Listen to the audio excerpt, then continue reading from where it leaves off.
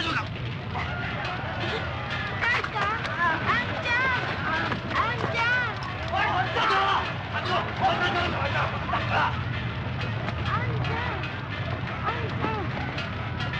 どうした。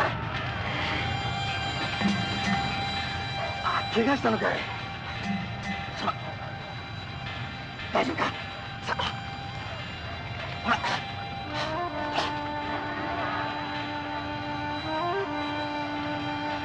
何グズグズしてんだ。早く来ねえかい。よいしょ。ほらしっかりな。頑張れほら。ここまでから一安心だ。まっすぐ行けば体慌てることはないからな。気ぃつけてきな。はいはい。兄。おう手貸してくれ。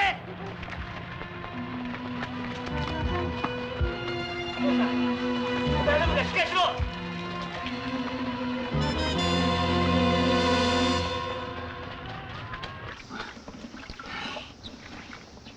佐七兄は人形のようないい男と評判だが、この辰五郎には辰五郎の味ってもんがあんだい。荒っぽいがたくましいところが素敵だって、そういう女の子だってたくさんいるんだぜ。辰五郎、おしゃべりを後にしてさっさと顔洗っちめえよ。洗ったよ顔は。それでかい。そらね、兄に顔のこと言われて俺何にも言えねえよ。これ以上俺がいい男になってごらんよ。兄に惚れた女が全部俺のとこ来ちまうぜ。いいじゃないか。じゃあ俺がもっといい男にしてやるからよ。自分でやるよ、自分でやるよ。さっぱりした全然変わんねえな。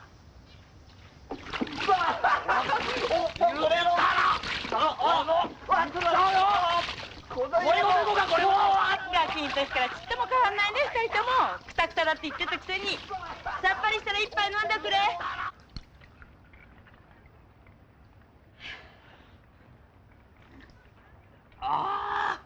うめえ。たまんねえな。本当にご苦労様。家事もどうやら大事にならずに済んだようだし、私も一杯いただこうかしら。王様一緒に。さっしおじき。何やってんだよ、酒なんか飲みやがって。なんかあったんだよ。なんかじゃねえよ、つけ火だよ、つけ火。つけ火？ゆうべの火事やな。つけ火じゃねえかって、今奉行所の旦那方がめってんだい。辰五郎。お前さん、そう何もガミガミ言わなくたっていいじゃないか。さしたちは火事場の人を助けるのに駆け回ってんだから。分かってるって。だがよ、あいつは岡っ引きなんだ。人助けより先にさ、悪党を捕まえるのが仕事なんだい。この二人、人形のようないい男と評判の岡っ引き神田お玉ヶ池の人形佐七と、その下っ引きの辰五郎である。腕利きの岡っ引きだった父親が亡くなって、その後を継いで十手を預かるようになった佐七だが、まだこれという手柄もなく、人形佐七親分と呼ばれるにはまだ若い。材木問屋松代屋主喜左衛門。この度の火事、材木の値を釣り上げるため、その方の企んだ付け火だと当奉行所へ投げ文があった。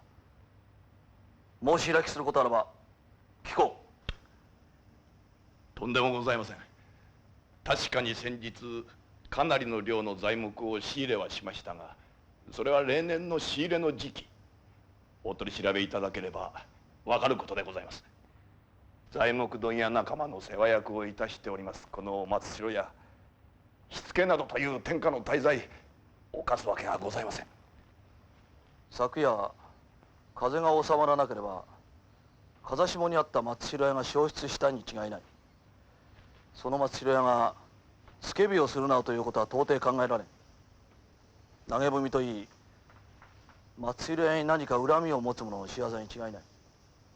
佐七、松代屋の身辺を当たってみてくれ。へ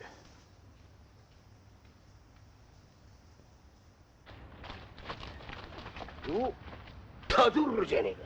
へえ、一丁前に奉行所に出入りするようになったのか。昨日まで喧嘩ばかりしてる小僧かと思ったら大したもんだ。おい、佐七に言っときな。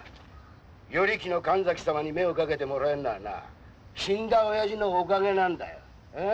そこんところ勘違いしねえように、駆け出しは駆け出しらしくな、町内のどぶさらいの手伝いでもしてなとな。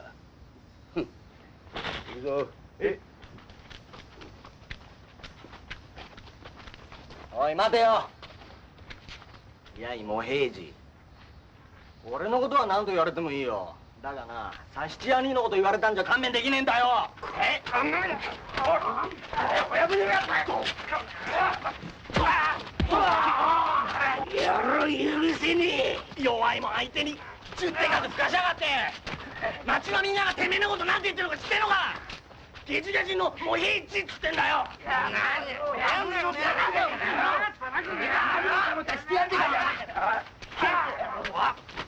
カ野郎、こうどうだと思ってなんで兄の出る幕じゃねえだろ。なんでいくの。もえちょいぶ、あっしからよく申し聞かせまし。旦那方に知れると大事になって親分にまでご迷惑をおかけするようになります。なんとかこの場を収めてやっていただけませんか。まあみんなあげんだ。ちっとばかり威勢が良すぎても仕方がねえかなあ。はい、行くぞ。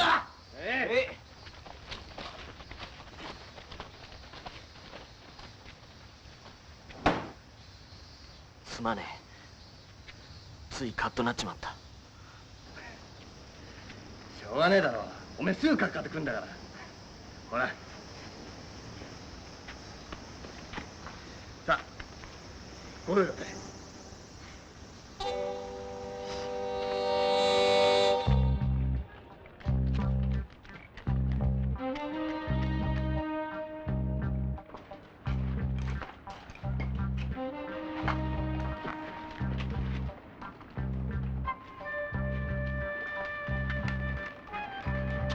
よっ。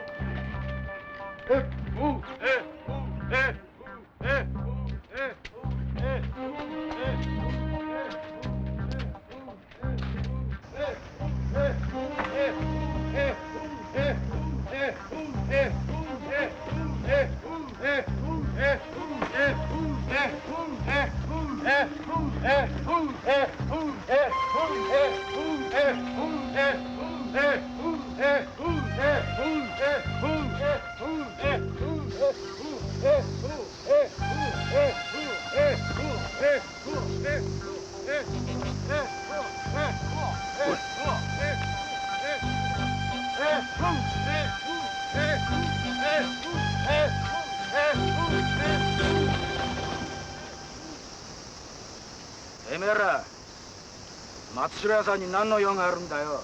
てめえだ。松代屋さんの世話になってるもんだよ。構わねえ、やっちめえ。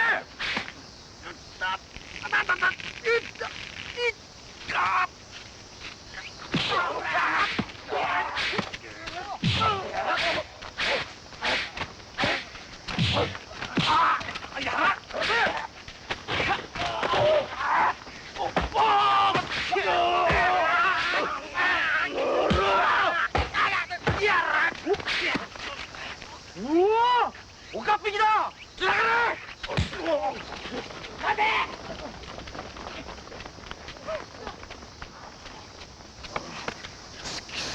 逃げ足の速い奴らだぜ。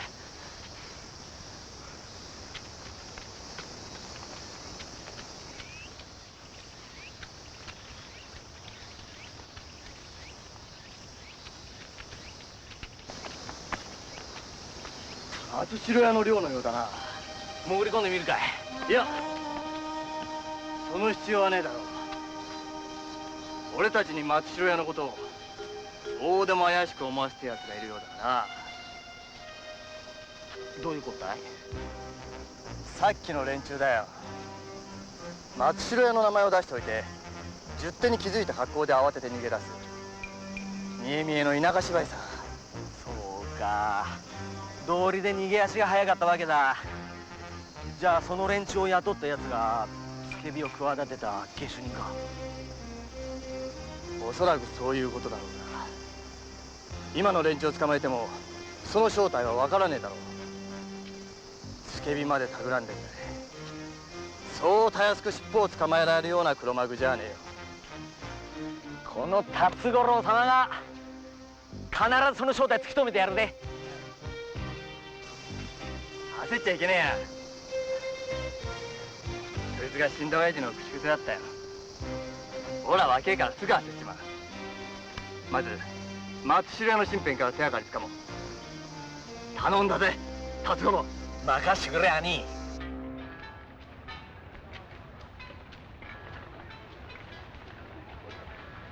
兄。おう。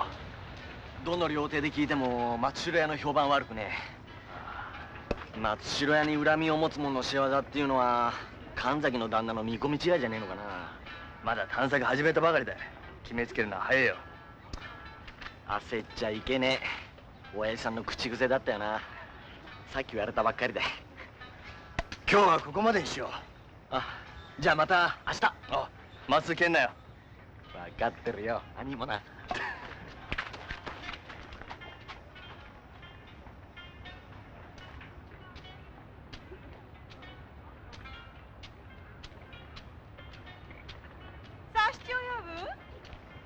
あ、姉さん、その親分ってのは勘弁してくださいよ。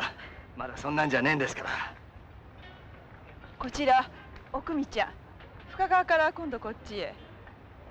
察しです。奥美と申します。ねえ親分、おこねさん、その親分ってのは。昨べの火事つけ火だったんだって。ええ、そうじゃねえかって今調べてるところで。まあ怖いね。姉さん方も火の始末には気をつけてください。それじゃ。亡くなったお父っつぁんがここいらでは評判の腕利きでね。後を継いだ佐七親分も年は若いけどそんじょそこらの岡っ引きとは出来が違うんだよ。あのお父っつぁんの血を引いてるんだもの。いや今にきっとお父っつぁん以上の親分になるよ。お子お姉さん、大変なごひいきなんですね。そうよ。ちょっと奥美ちゃん言っておきますけどね、私に断りなく佐七親分に惚れないでちょうだいよ。はいはい。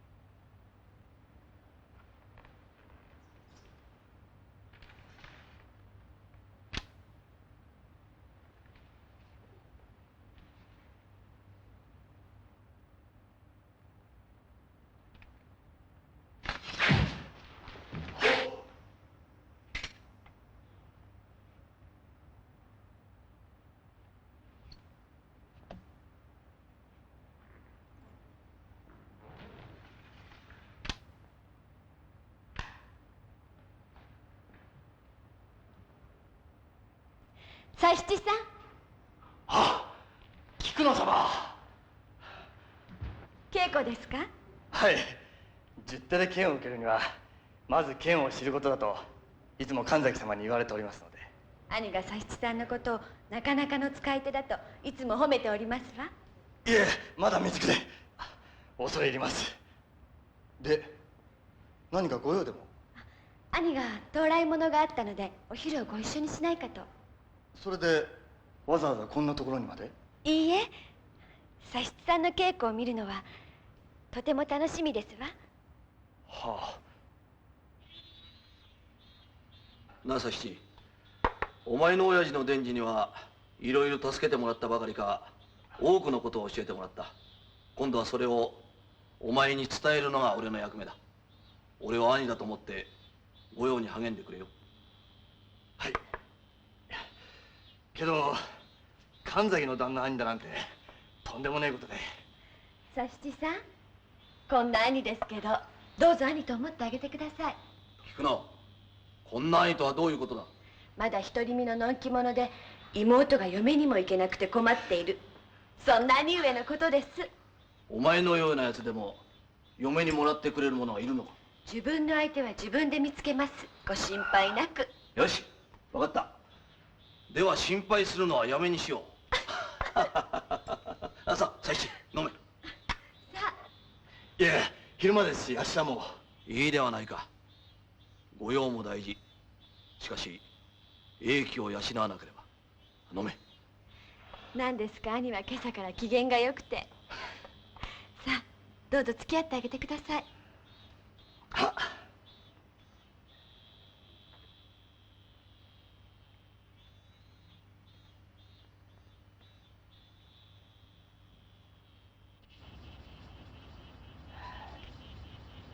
すっかり頂戴してしまいまして、それでおじきんまでこんな結構なものを。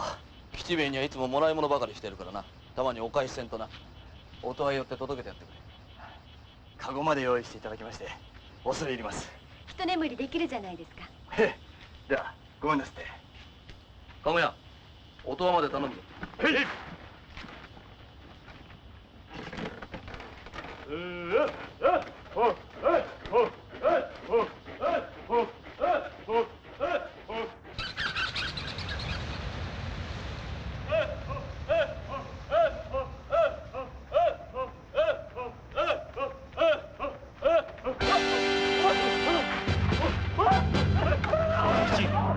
我らは決して怪しいものではない。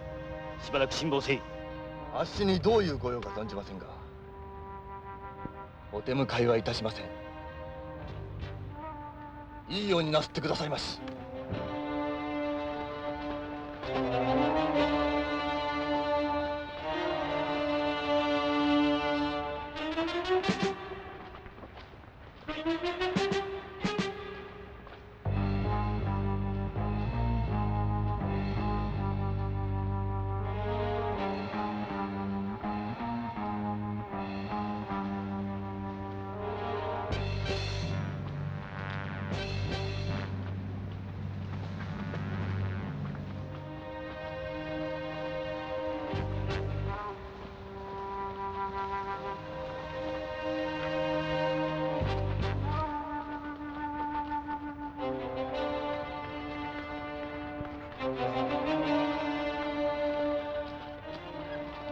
これで3つ目のもんだ。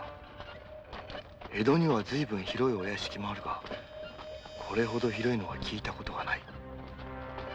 普段からこの方角にこんな広いお屋敷があったかな。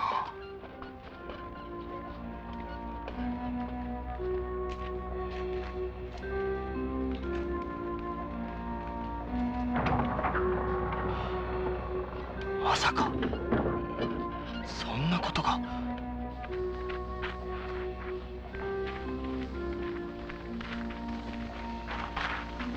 佐七、釜から出ろ。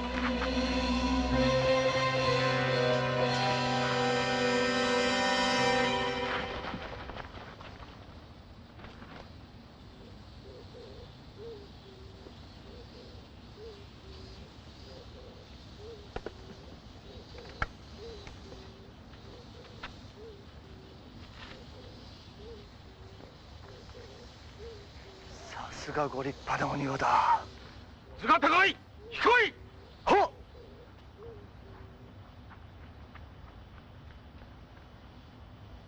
苦しゅうない。面を上げい。はっ。これは公方様、佐七でございます。佐七、その方ここがどこであるか分かっていたようだな。はあ。余が許す。直に言葉を返してもよいぞ。それでは申し上げます。九段よりあの道のりとこの方角、門を3つも通り抜けてくるところはこのお城の他にございません。では何人の計らいでその方をここへ連れて参ったか、それも分かっておるであろうな。あの刻限に私が駕籠で九段へ差し掛かることを知っておられるのは神崎甚五郎様より他にはござりません。これは神崎様のお計らいかと存じます。ではその神崎が何故あってその方を世の面前に連れて参ったのであろうな。お上から十手をお預かりしておりますこの佐七、ご用とあるからには何か探索ごと、それもそれもお奉行様も通さず密かにお招きになったことばかりか、まだこれという手柄も立てておりませぬこの佐七を選ばれたのはよほど人に知られてはならぬ秘密のことかと。おのれ、憎きやつ。これ神崎、隠れているに及ばん。出てまいれ。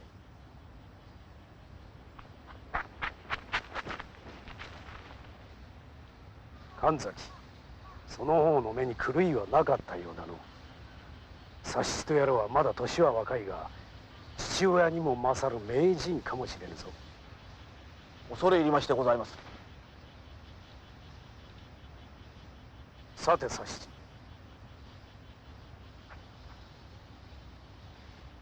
地高よってこれを見るがよい。はっ。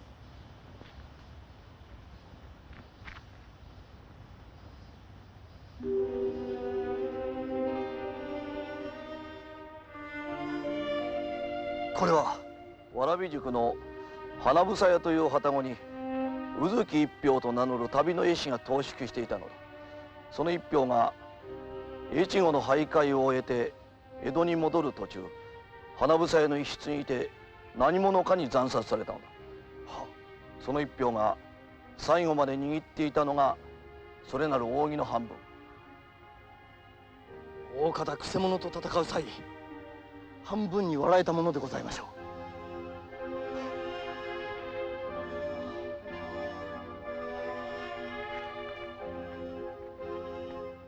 う。一票は上様に手渡すべき書面を一通所持いたしていたはずだが、くせ者はその書面を奪わんがため一票を殺害したに違いない。はっ。されば佐七、下手人を探し出し奪われた書面を取り戻してもらいたい。はあ。書面を取り戻せば褒美の品は望み次第。しかし取り戻すことかなわずばそのままに手は済まぬと思え。このことをしかと申しつけたぞ。はあ。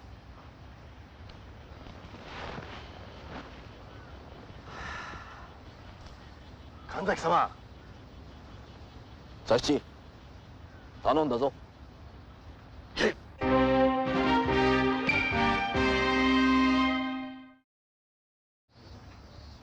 らっしゃいませ。お泊まりこちらいかがですか？どうぞどうぞ。いらっしゃいませ。お泊まりこちらいかがですか？どうぞ。辰五郎、いらっしゃいませ。お泊まりこちらいかがですか？ありがとうございます。お二人様ご案内。まあまあいいじゃない。いや私も本当に。いやいやほら。そうですか。それじゃ一杯だけ。恐れ入ります。あ、時ねさん。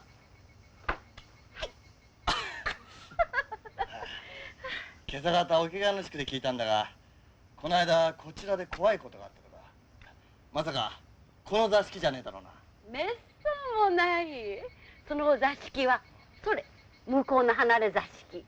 あれからもうピタッと戸を閉め切っておりますですよ。殺された人ってのはどういう人だったんだい？はい、旅の絵師で確かお名前は宇月一票さんとおっしゃいました。連れと何か揉め事でもあったのかね。いいえ、初めお一人でございましたんですよ。後から女の方が見えて、女が？連れだっておっしゃいますので、お座敷にお通ししたんですが、すると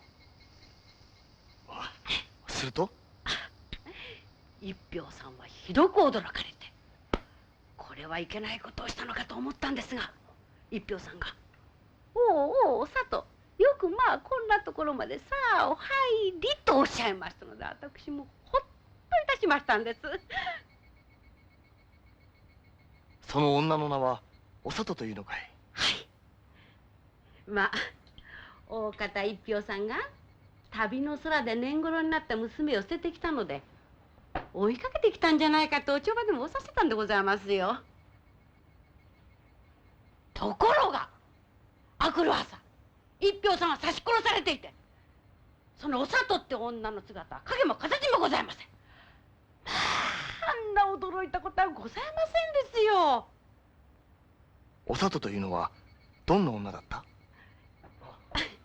年は22、3で丸顔の可愛い人で、そういえば言葉にちょいとこう越後なまりがございました。越後なまりが？私としたことがどうしましょう。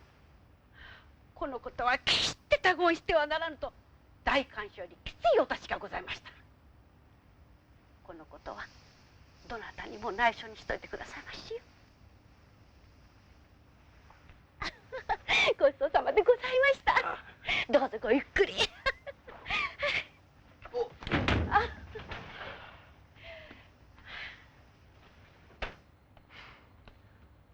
なあに、そのお里っていう女が国元から追ってきた刺客なのかな？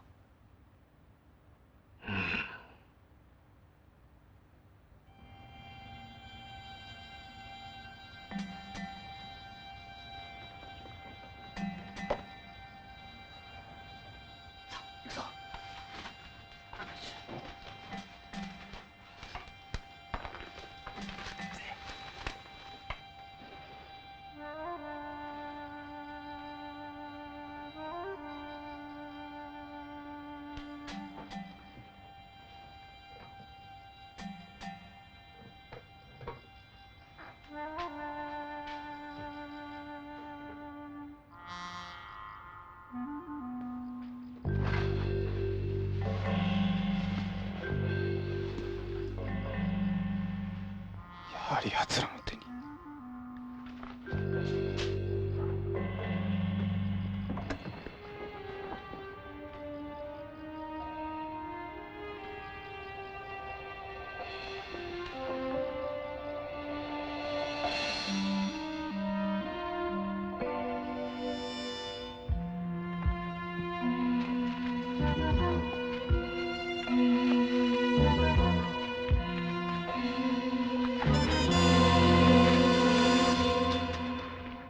何者だ？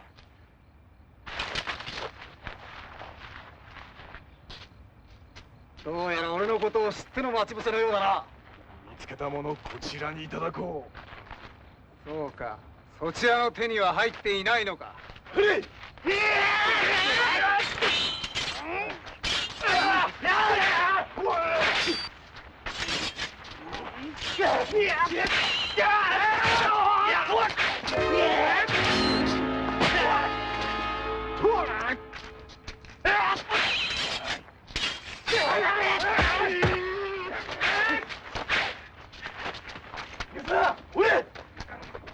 あの侍の身元を突き止めろ。合点。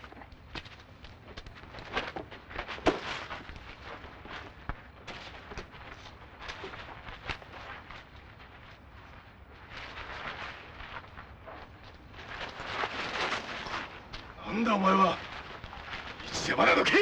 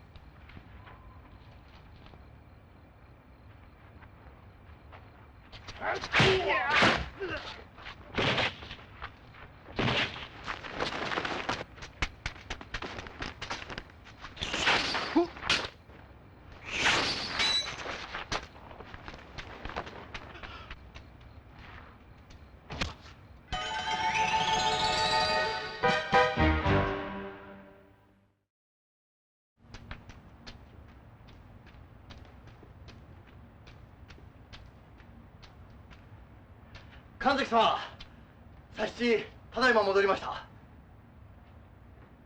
早かったな。さあ上がれ。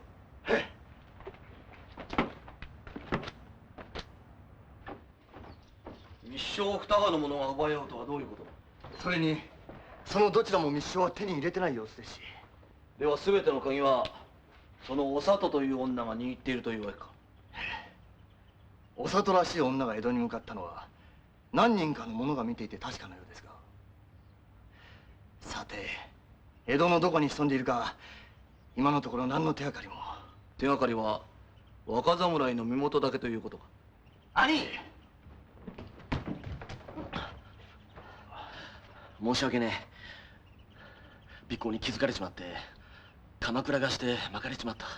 鎌倉貸し？申し訳ありません。あの辺りから小川町にかけては大名屋敷が多い。越後の大名といってもどこなのか。あの侍の顔ははっきり覚えております。必ず見つけ出して身元を突き止めます。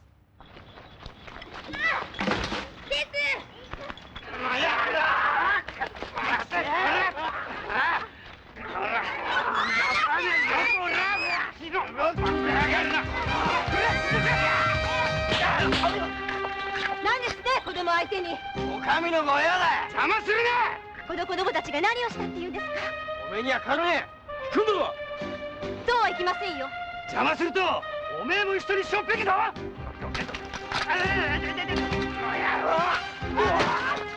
いつだ。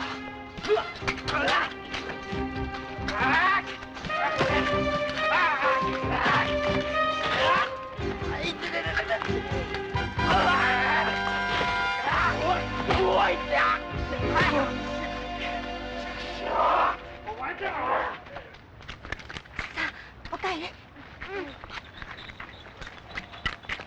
これは松原様、どうもありがとうございました。何、往来の邪魔なんでどいてもらっただけだ。今の仲間か？あ、いえ、違います。こちらお子姉さんのお客様の松原様。佐七と申します。じゃあまたな。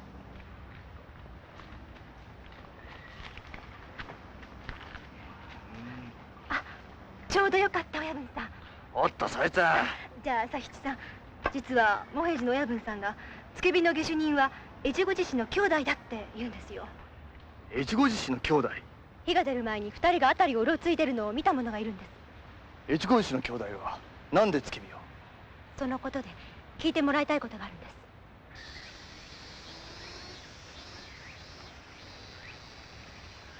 あの火事があった日のことなんですけれど、材木問屋の松代屋さんの前を通りかかると。あんた盗んでねえ。あんた盗んでねえ。あんた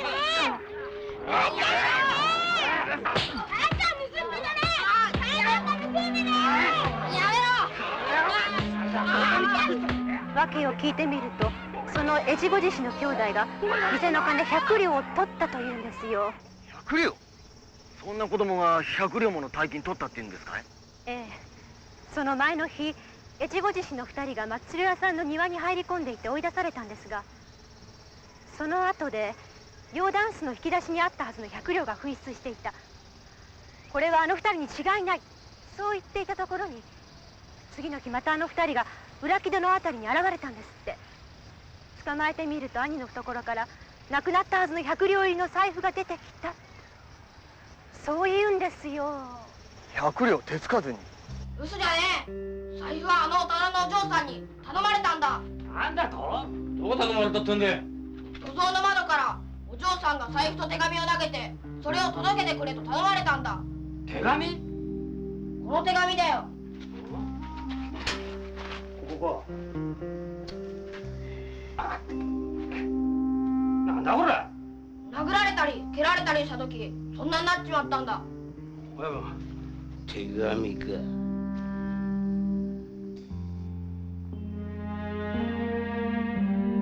あんちゃん、嘘じゃねえ。おいら盗人なんかじゃねてめえら盗人だ。今晩一晩ここへ泊まってき。ところが松代屋さんにはお嫁に行ったお嬢さんの他には若い娘なんていないって言うんですよ。え？なんだって？松代屋さんの奉公人の中にも若い娘はいねえんですね。ええ、跡取りの徳之助さんはまだ独り身だし。そういうことなら奉行所送りになっても仕方ねえかもだから奉行所送りになる前に地震盤から逃げ出したんですけど、そのため今度は付け火の下手に。これじゃあんまりですよ。越後獅子の兄弟がかわいそうですよ。え。あんちゃん、痛いか？あんちゃん。わかりました。越後獅子の兄弟のこと調べ直してみましょう。お願いします。松代屋の正国知ってるかい？あ？さっき店の者に聞いたんだが、越後だったよ。越後？越後の内情を探ったお庭番の密書が何者かに奪われた。正国が越後の松代屋の娘から手紙を頼まれたのが越後獅子。ところが松代屋にはそんな娘はいねえという。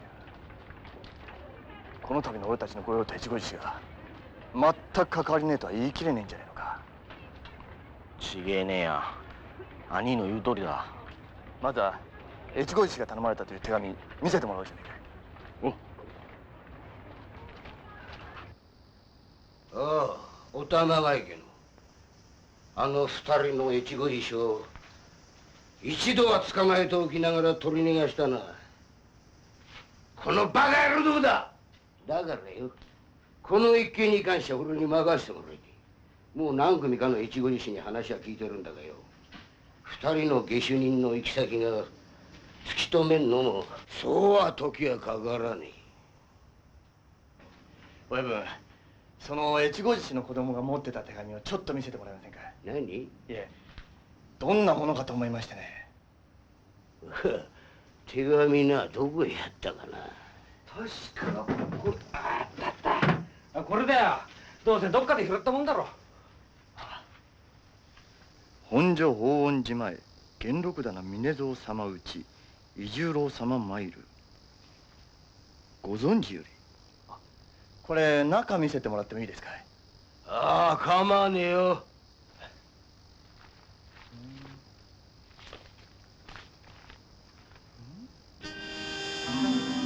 なんだいこりゃ。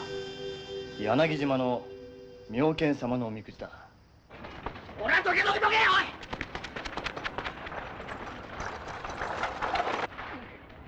兄、差し屋に。へえ、松代屋の娘に虫が。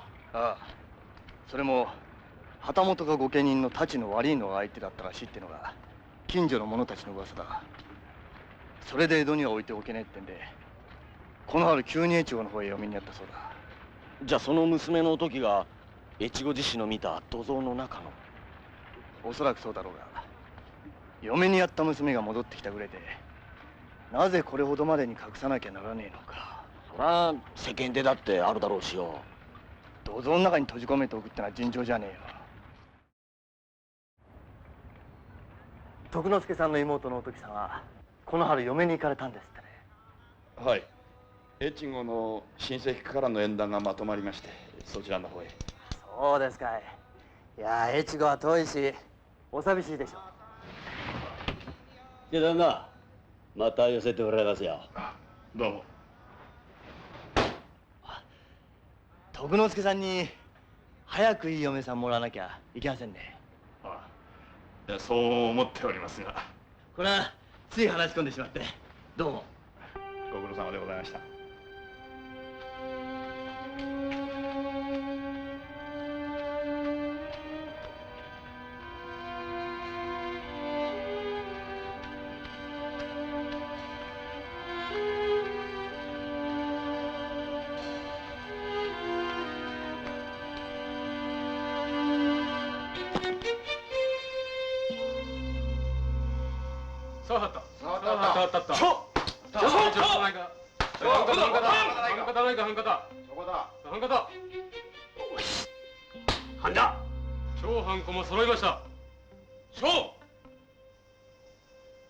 ピンゾロの蝶。よっしゃ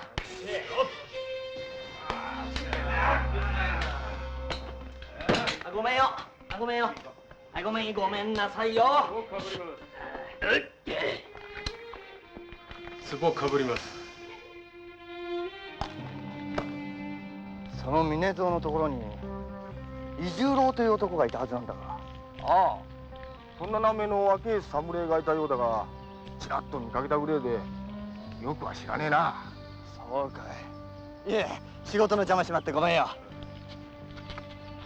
あ、柳島は妙見様抜けたが近かったな。ああ、そうだね。ありがとうよ。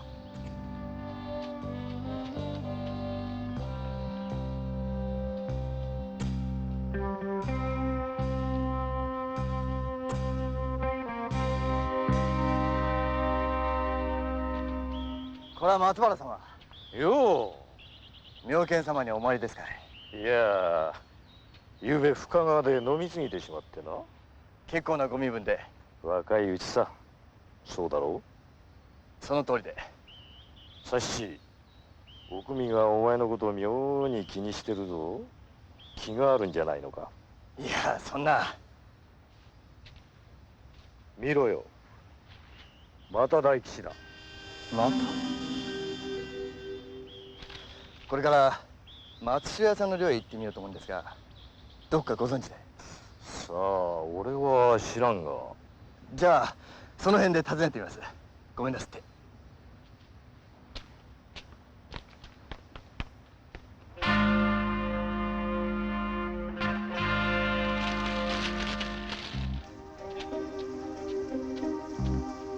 あ、姉さん、ちょっと。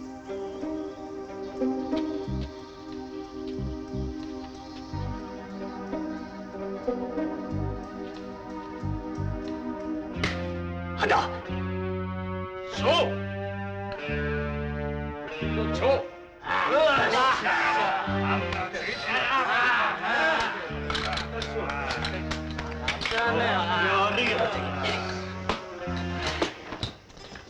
兄さん、ちょっと兄さん、どうです？弦直しにその辺で一杯。かぶります。いいね。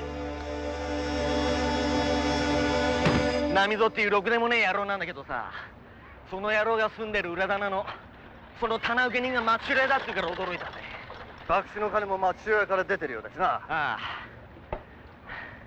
あんな野郎が大棚の娘となんかあるはずがねえし、松代屋がなんか後ろぐらい商いでもしてんのかな。この奥なんだ。まだ酒に酔って寝てるはずだが、どうする？会ってみようじゃないか。あ、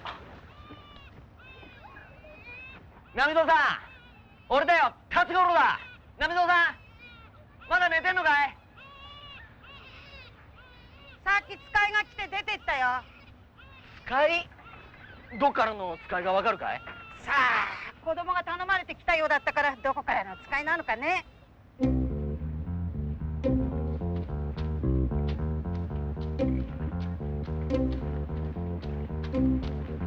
どこへ行くのかついてってみようぜ。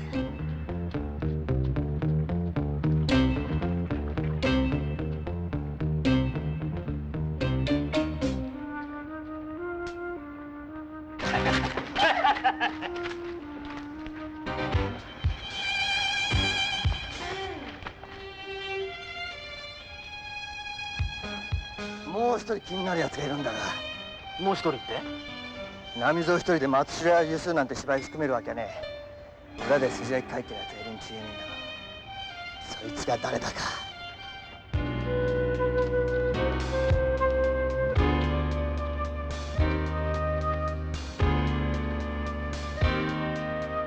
ここだ。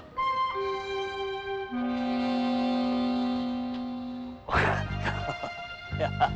かげでうめえことできやした。江戸を出るって言っても10両出したらいいとこだ。そいつが二十両って名前出しただけで200両だ。山分けにして100両ずつ。本当に旦那のおかげだ。じゃあこいつは旦那の取り分だ。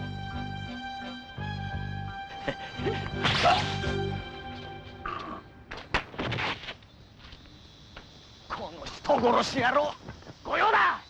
信用しやがれ。一郎、顔見せろ。松原、てめえが伊十郎だったのかい。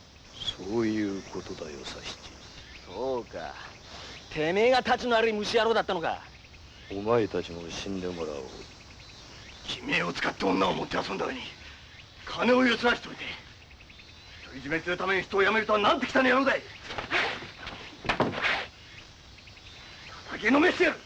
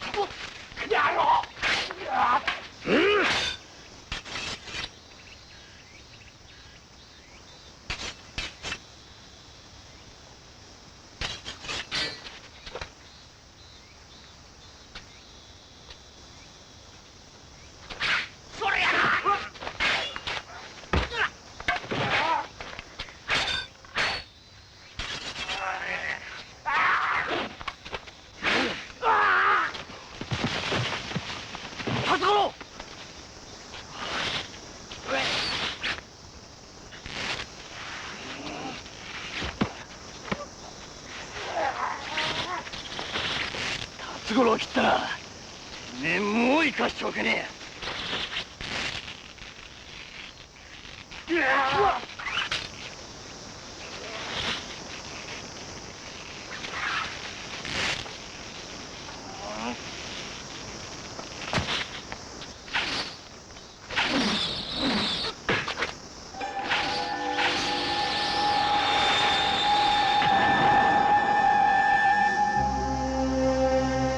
あの時の四角の資料、松原だったのか。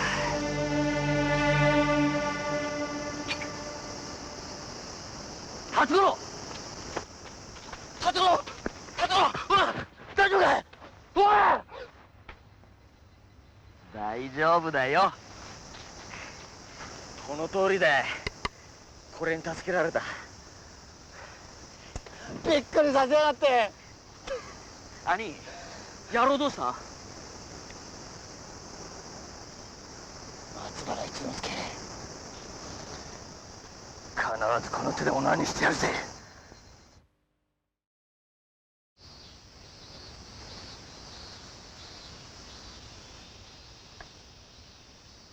そうですか。松屋さんは越後の藩にはお出入りなさってねえんで。はい。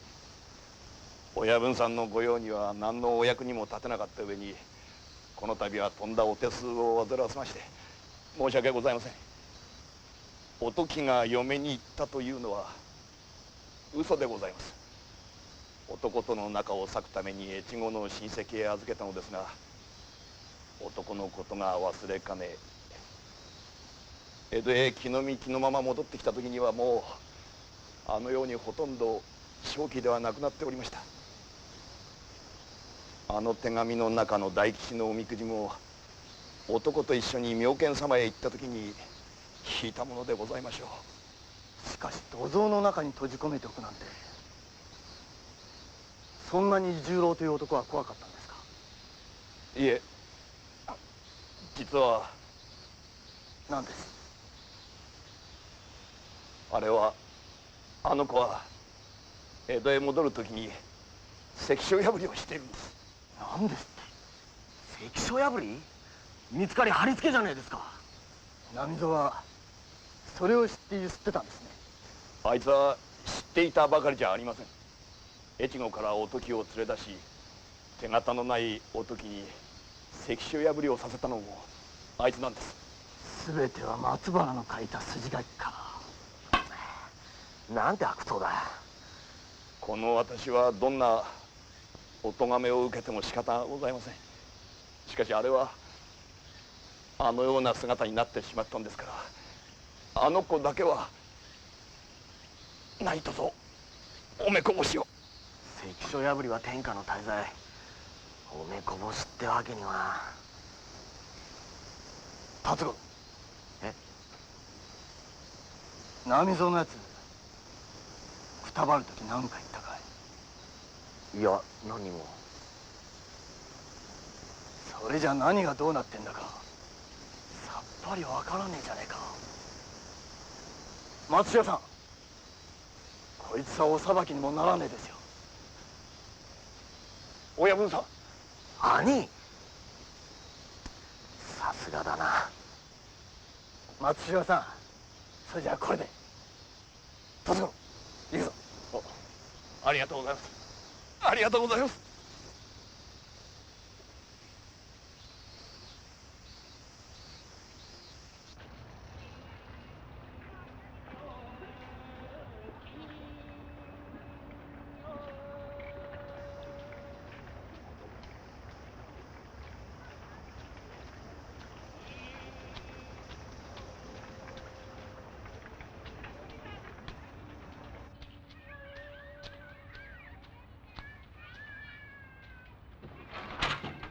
ごめんよ。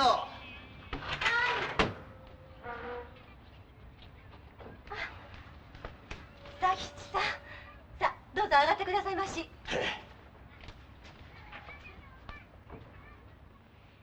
さあどうぞお楽にしてください。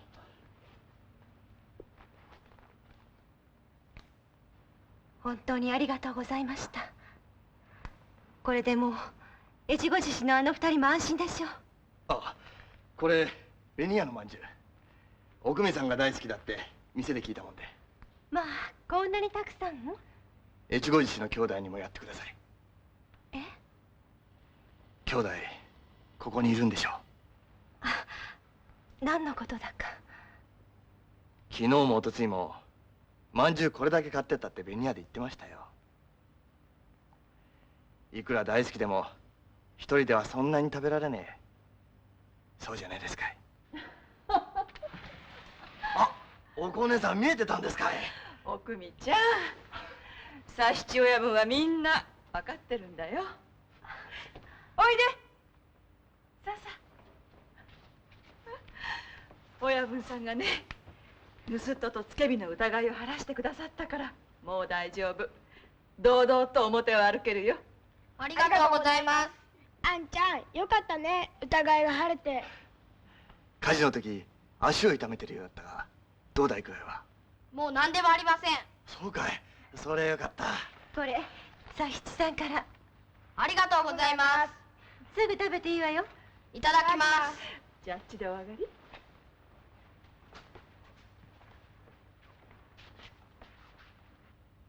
ごめんなさい。隠すつもりじゃなかったんですけど、地震盤から逃げ出したこと、叱られたらかわいそうだと思って。しかし縛られていたのによく逃げ出せたものだ。ええ、そりゃ必死だったんでしょう。でもね、あの松原が松代屋の娘さんの相手だったなんてね。ねえねえ、その上金までゆすろうとしてたんだって。まったくなんてやつだろう。あんなやつを天が許しておくはずがねえ。必ずオーナーにしてみせますよ。お願いしますね、佐七親分。姉さん、その親分ってな。分かってますよ、親分。あ、それからこれ金で済むことじゃないけどって松代屋の旦那から2人に。よかった。騒ぎで稼ぎが不意になったけど、これであの二人越後へ帰れるわ。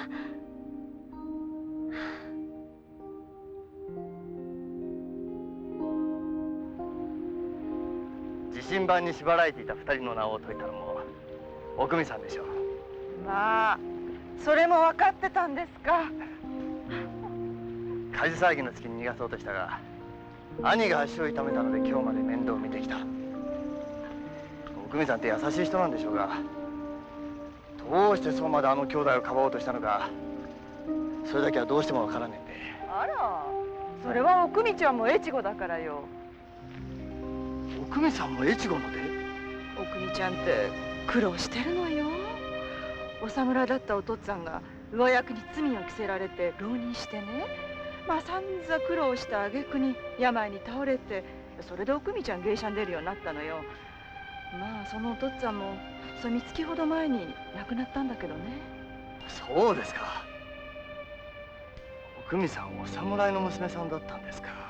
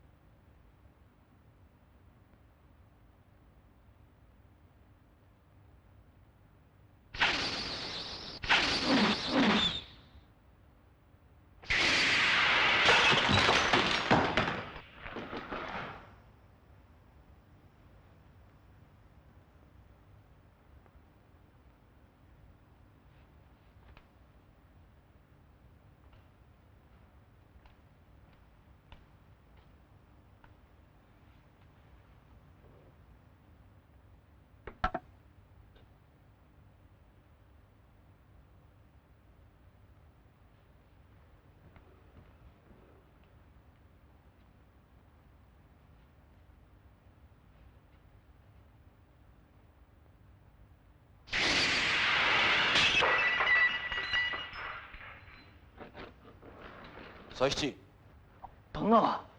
何の工夫だ？いえ、まだ未熟で。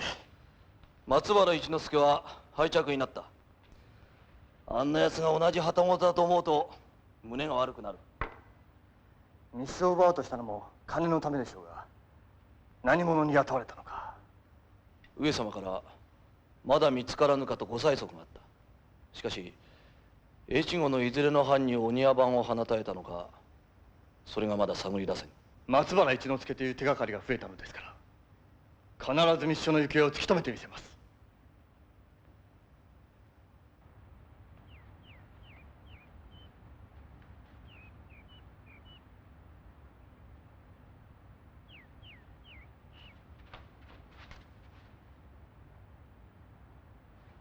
本日はどうもありがとうございました。よく父の命日を覚えていてくださいました。父もどんなに喜んでおりますことか。深見殿が追われたのは我が藩の恥。必ず藩政を立て直しお命を注ぎます。静馬様、私も及ばずながらお力を。では。さあ。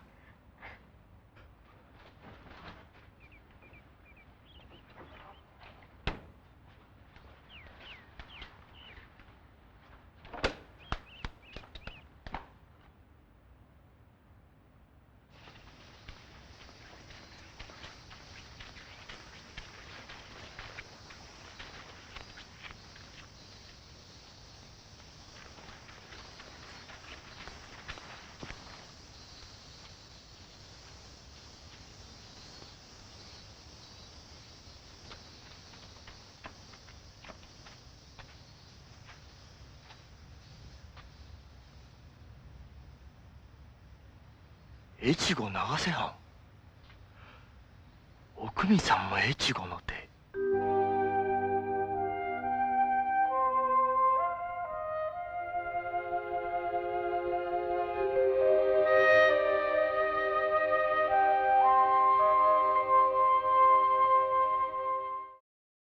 越後の長瀬藩は先年ご公儀から早川の改修を申し付けられた。ところがこれが大変な難工事で、長瀬藩は莫大な財力を費やしたばかりか予定の期日に竣工しなかったというので、責任者の江波監物殿が腹を切った。江波監物様。静馬は監物殿の嫡男だ。そうでしたか。監物殿の切腹を機にして長瀬藩は二派に分かれて対立したのだ。というのは藩主山城守高明様はいささかの暗愚のそしりを免れないので、これを拝して弟高之様を擁立して藩政を改革しようとする一派。あくまでも山城守様を守って旧来の政治を進めようとする江戸家老高須十三との一派が対立したのだ。榎並静馬様は無論藩政を改革しようとする一派ですね。そうか。じゃああの時襲ってきたのは江戸家老の一派ってわけか。家中に騒動があるからはかどる工事もはかどらぬ。上様がお庭番を放たれたというのもそれを不快に思われたからであろう。お庭番の報告がその二つの派の対立と構想を調べ上げたものなら、藩はきついお咎めを受けることになるんでしょうね。場合によってはお取り潰しになるやもしれん。お取り潰し？そいつは大事だ。お庭番を殺してまでも奪い返そうとするはずですね。一つ合点のいかないことがあります。その報告はどちらにとっても困るもの。それなのにどうして二つの派が争って奪い合うのか。江戸家老の一派と思われる者の頭領があの松原一之輔でした。なぜ家臣の者を差し向けねえのか。そこに何か裏がありそうな気がするのですが。江戸家老の身辺を洗ってみる必要がありそうだ。へえ。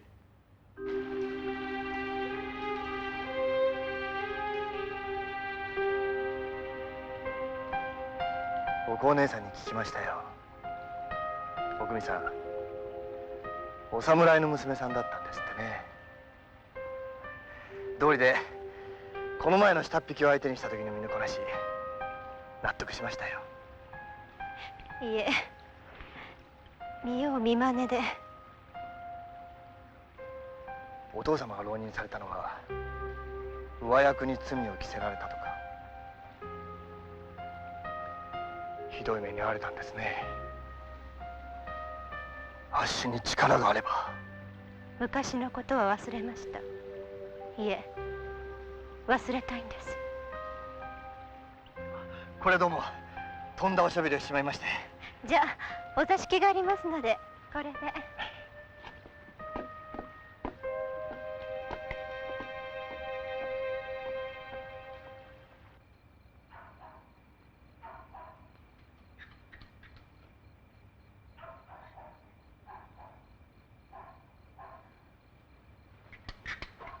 お里さん？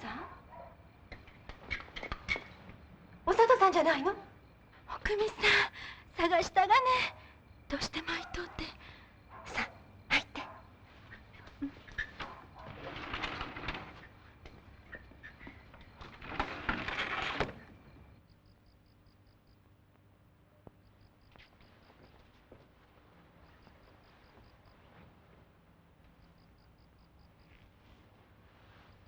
そうかね。お父様、三月前に。長い浪人暮らしで病に倒れて1年以上も寝込んで苦しみ抜いた挙句にこんなにも父を苦しめたのはあの高須十三。自分の失策を父に押し付けて藩から追い出し、自分は今や江戸家老。父の恨みを晴らしたいと何度上屋敷の前まで行ったことか。そして今でも好きあらば静馬さんと何かあったの？今日父の命日で静馬さんが見えてお里さんの居所を知らないかって。ねえ、何があったの？私、いい名付けの静馬様を裏切ってしまった。お里さん、何があったの？それを話したくて私を探しに来たんでしょ？子供の頃から何でも話し合ってきたじゃない。何があったの？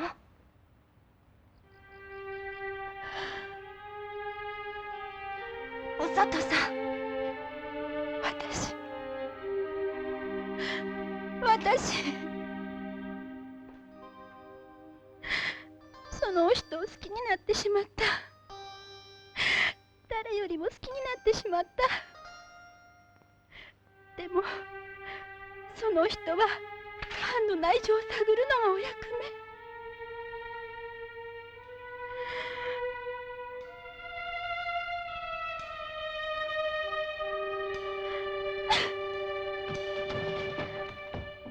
目。でもお家のためにミシを奪わねば。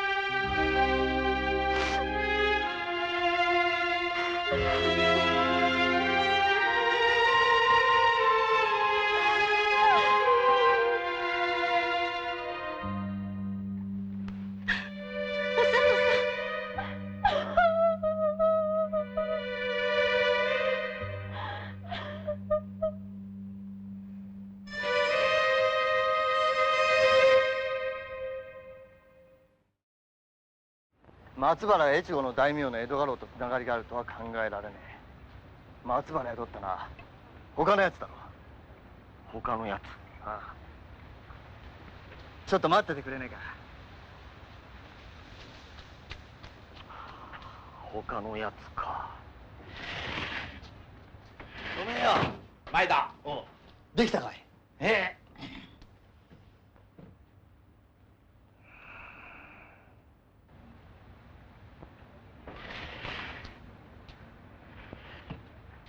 おい、行くぜ。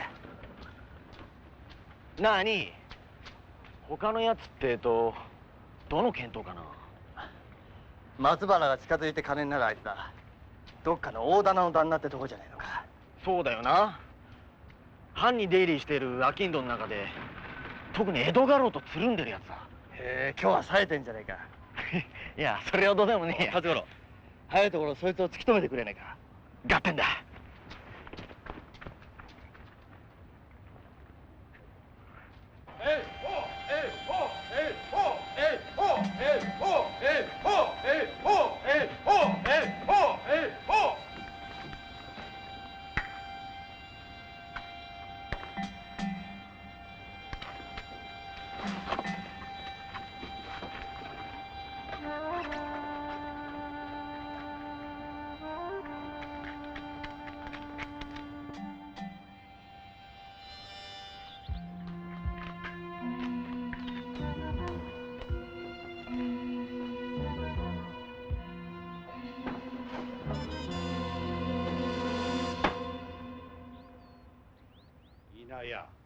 ご家老様、密書の中にもし工事に不正があるなどと書かれておりますと、私どもの身の破滅、一刻も早く手に入れなければと思いまして。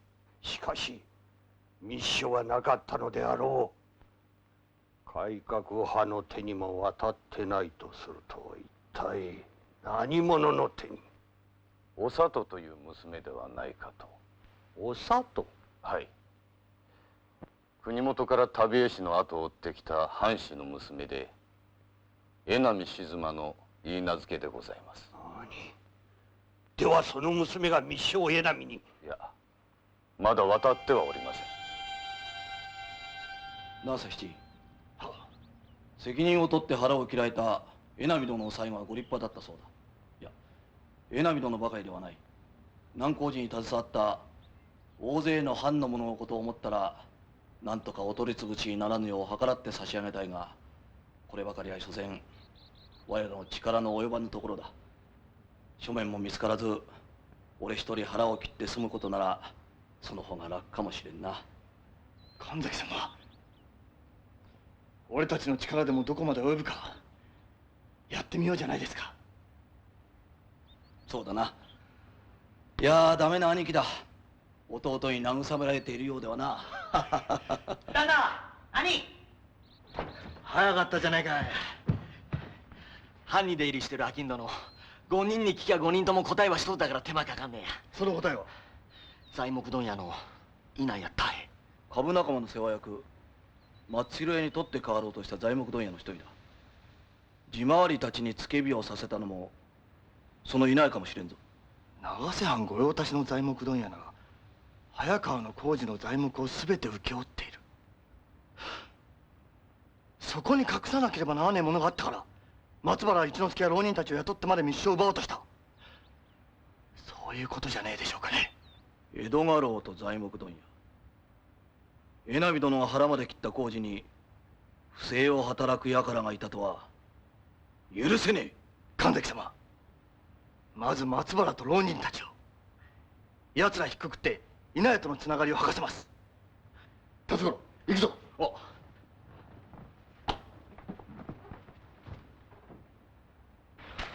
お佐藤って女も男への恨みと見せかけてその実奴らの一味かもしんねえな。佐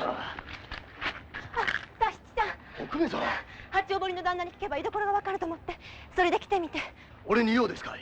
お願い、友達を助けてください。すまねえが今急な御用で出かけなきゃいけないんですよ。幼なじみの命に関わることなんです。お願いします。お里さんがあまりにもかわいそうで。佐藤さん、幼なじみ？国の越後から来た人です。越後？話を聞きましょう。気をつけてたんですけど、ちょっと目を離した隙に行き先は分かってるんです。話は歩きながら。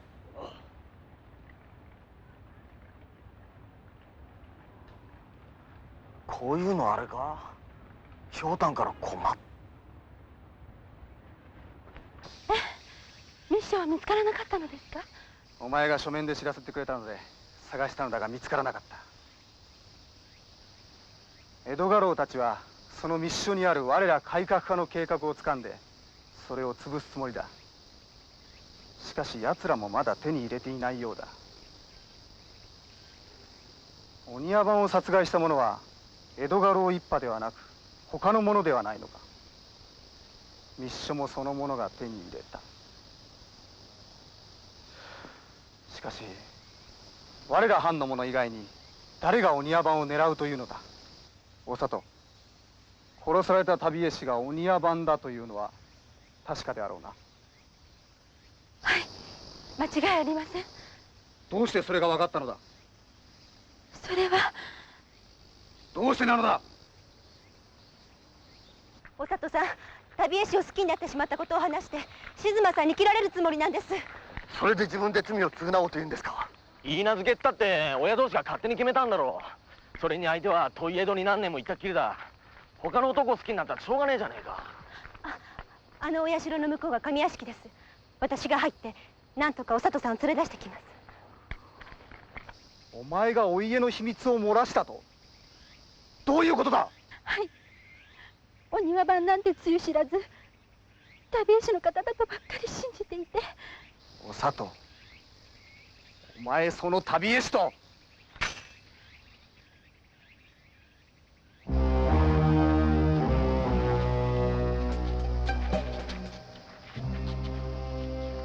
あの旅絵師鬼屋番だったのか。なんだ貴様たちは？二人とも死んでもらおう。江戸家老の手の者か？ん俺たちには何の関わりもない。ただ金をもらって頼まれただけだ。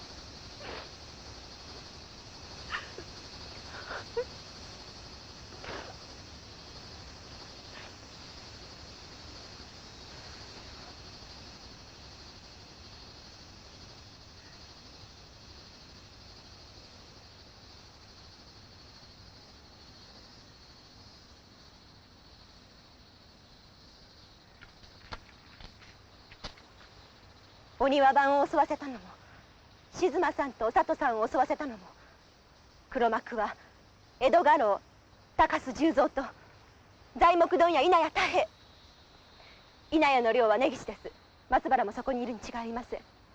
早く行って佐七さんの手でお縄にしてください。分かった、おくみさん。あ、佐七さん。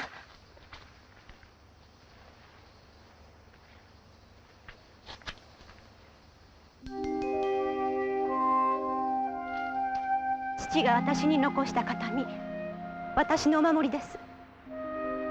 でももういらなくなりました。おくみさん。人形佐七の一番手柄を早く。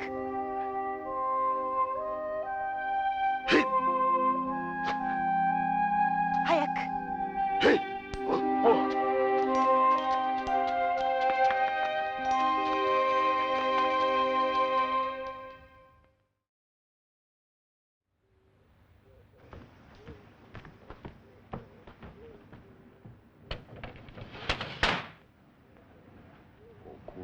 これは高須様、お久しぶりでございます。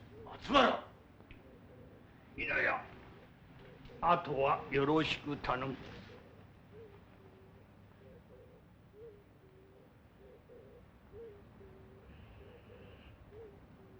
稲谷。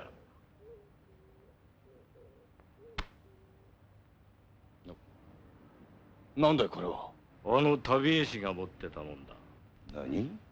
あの旅絵師がご公儀の隠密と分かったからには10両じゃちょっと安すぎるんじゃねえのか。300両いや500両出してもらおうか。そんな大金。おお、出せねえってんだ。これをご公儀へ届けるまでだ。隠密が国元で殺されたんならやむを得ないが、ご公儀ののど食いまで戻ってきて殺されたんだ。頭にきてるぜ。どんなきついお咎めがあるか。分かった。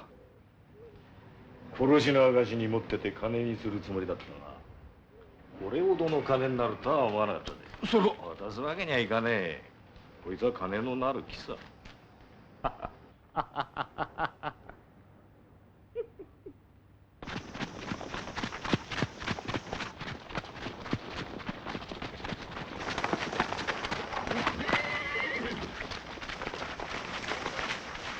はれ。はっ。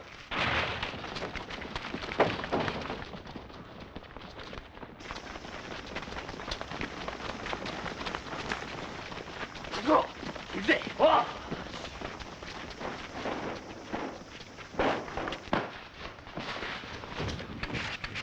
てめえら一人も残らずひっくくってやる。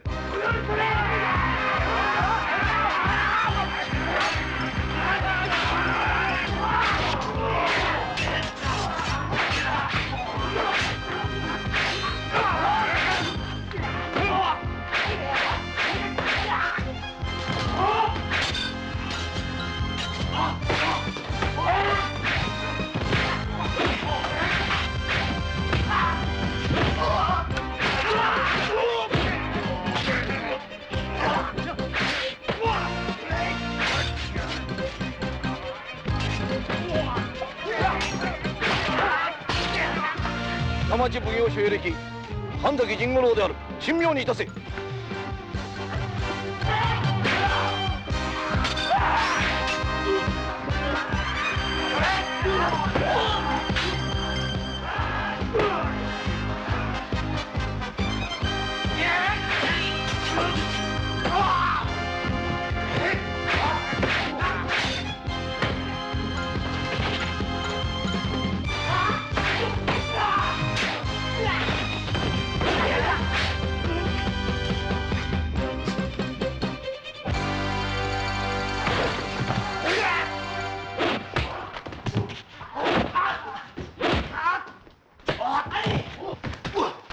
松原に逃げやがった。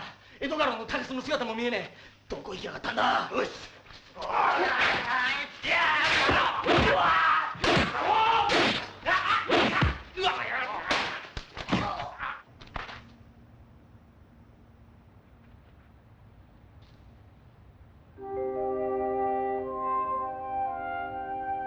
父が私に残した形見、私のお守りです。でももういらなくなりました。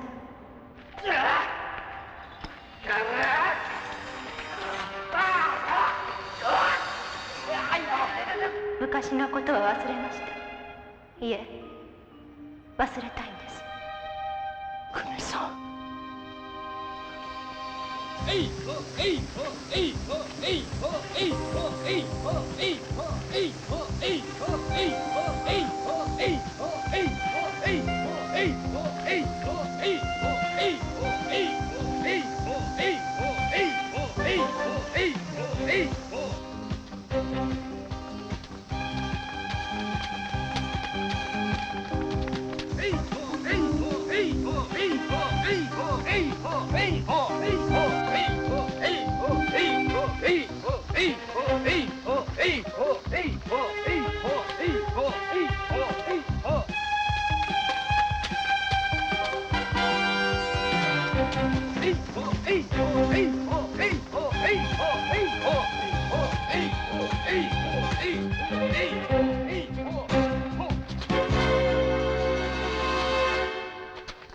深見宗右衛門の娘久美、高須十三殿、お覚悟。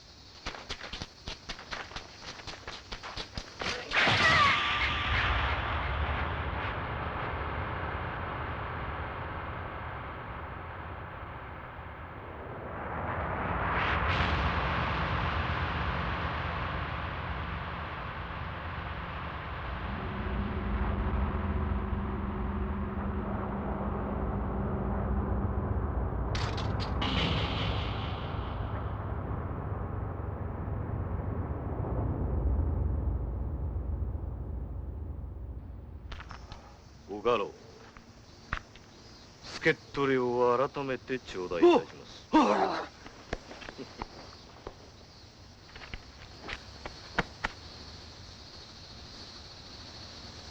かみさん。おかみさん。おかみさん。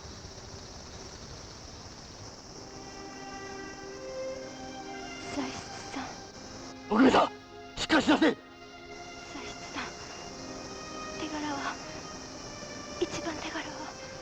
手柄なんかどうでもいいや。おかみさん、死んじゃならねえや。おかみさん。で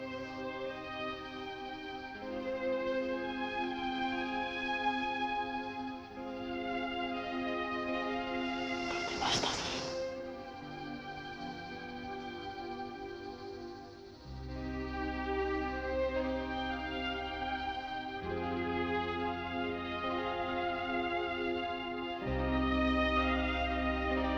おかみさん。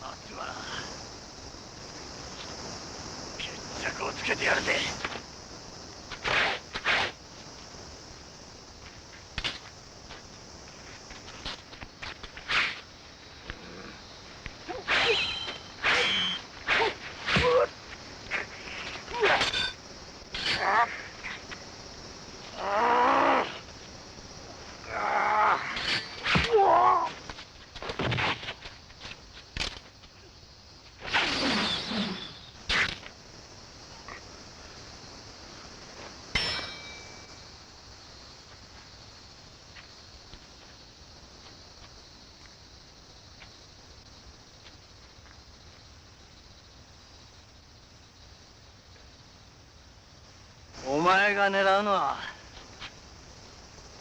ここだよ。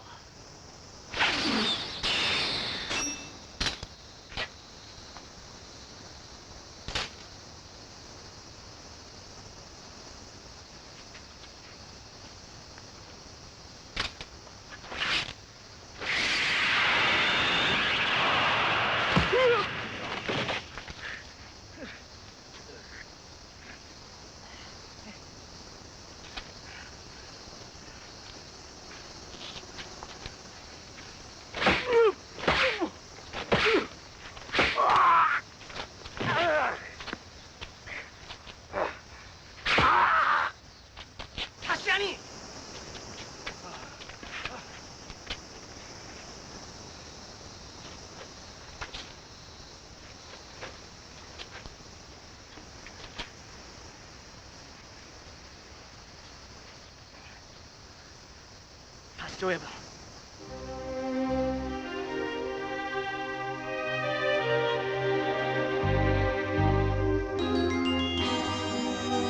一票殺害した下手人、確かに召し取ったのじゃな。はっ。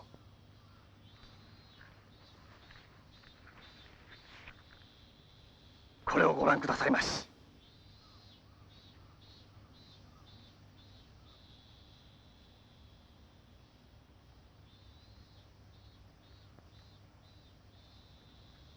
でかした。恐れ入ります。さて、一票の書面はいかがいたした？書面は手に入れることが叶いませんでした。何？書面を取り戻せぬときはただでは済まぬと申したはずだぞ。それにはやむを得ぬ訳がございまして。訳があったで済むと思うか？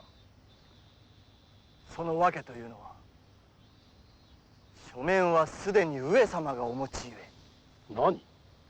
何と申す？上様がすでにお持ちの扇の半分、その扇の親骨の裏をお改めくださいまし。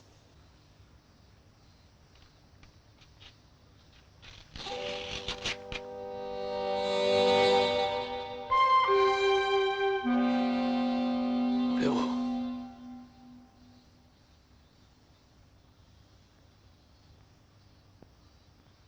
しかしここに隠してあると一体誰から聞き及んだ？誰からも聞いておりません。何人かがわらびの旅籠の座敷を調べたようですが、誰も密書を見つけることができませんでした。とすれば宇月一票が死の間際まで手放さなかった扇の中に違いないと、そう推察いたしました。あっぱれなやつ。上様、これで私はお約束を果たしました。されば上様にも何とぞお約束をお果たしいただきとうございます。わしの約束じゃと？褒美の品は望み次第とおっしゃいました。その約束忘れてはおらん。何なりと申すが言う。そのお言葉に間違いはございませんか？世の言葉を疑うと申すのか？それでは申し上げます。褒美の品としてその書面、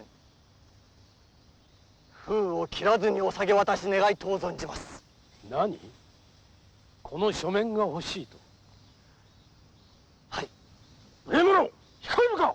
私は越後長瀬藩に恩も恨みもございませんが、お咎めになるばかりがご政道とは思われません。反対によくいたわり上様のご激励のお言葉があってこそ治水工事もはかどろうというもの。何とぞご検察仰ぎとうございます。おのれ、町人の分際でよくもこの家なりに口はばたいことを申したな。どうしてくれよ。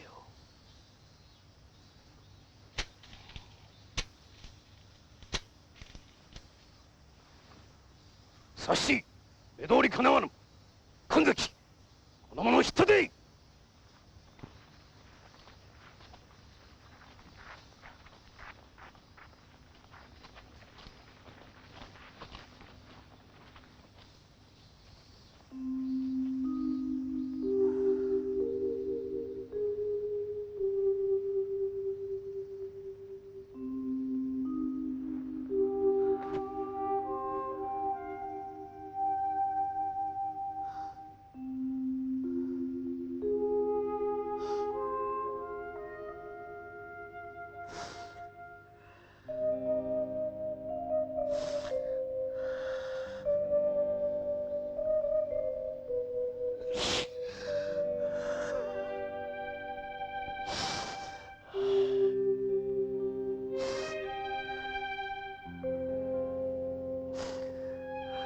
これが一番手柄なのか。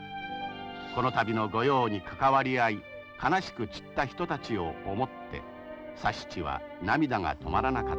この痛みは若い佐七にとっていつまでも心に残るだろう。佐七の働きはまだまだこれから。人形佐七まだ若い。